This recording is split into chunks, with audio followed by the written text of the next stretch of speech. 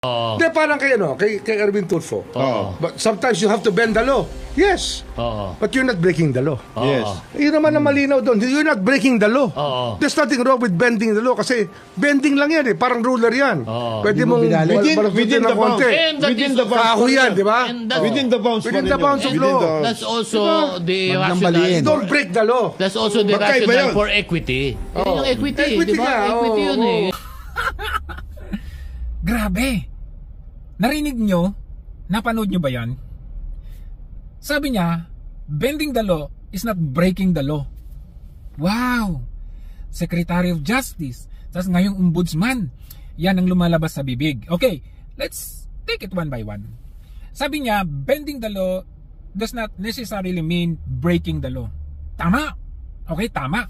But if you bend something that is straight and very clear na straight, hindi yun breaking the law, pero binabago mo kung ano yung posibilidad na pwedeng mangyari. Kung ano yung dapat na hustisya, binabago mo. Hindi mo yun binibreak kasi you are following the due process of law. Fina-follow mo yung due process. Pero binabago mo kung sino yung makukulong at yung hindi makukulong. Let us take for example, yung anak mo. Doon, na-bend mo yung law. Pero hindi mo na-break yung law. Paano mo na-bend? Kasi meron ng ebidensya. Pero yung ebidensya, pinalabas ninyo na hindi, naputol yung chain ng ebidensya, kaya mahina. Pinalabas mo na mahina, okay? Kaya meron kayong decision na i-dismiss siya.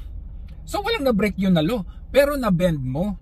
Pero kung hindi mo yun na-bend, sigurado kulong yung anak mo. Let us take for example, ngayon ikaw ay ombudsman.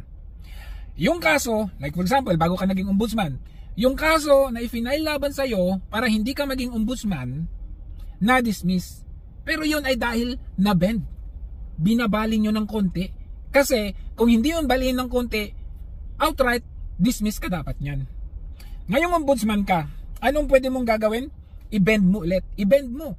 Check mo yung mga assets, liabilities, or yung SALN ng mga Duterte, pero hindi mo i-check yung SALN ng mga kakampi nyo. Binibend mo. Pero walang breaking of the law. Sige, sabihin natin, for the sake of that, wala kang break na law.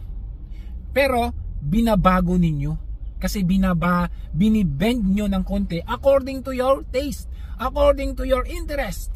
Yan ang ibig sabihin at yan ang masama sa bending the law. Nakatabi mo pa dyan yung isang senador dyan na sumang-ayon pa yung isang senador na si Tulfo, kaya very dangerous and alarming ito. Ano ba yung dapat ninyong gawin? I-restore ninyo ang tiwala ng taong bayan sa inyo by not bending the law. Pero pag galing sa bibig ninyo yung okay lang na i-bend yung law, paano na magtitiwala ang taong bayan sa inyo? Paano na magpa-file ng kaso sa ombudsman yung mga tao, sa mga opisyal na alam nila, nakakampi ninyo, kung alam naman namin na kayo ay talamak ang pag-bend ng law. So tama ka doon. You can bend the law but you are not breaking the law. Alright? Hindi mo na-break yung law, pero binabago ninyo kung sino yung dapat ikulong at kung sino yung dapat hindi, o kung sino hindi ikulong dahil mga kakosa nyo kasama ninyo sa inyong panggagancho sa taong bayan.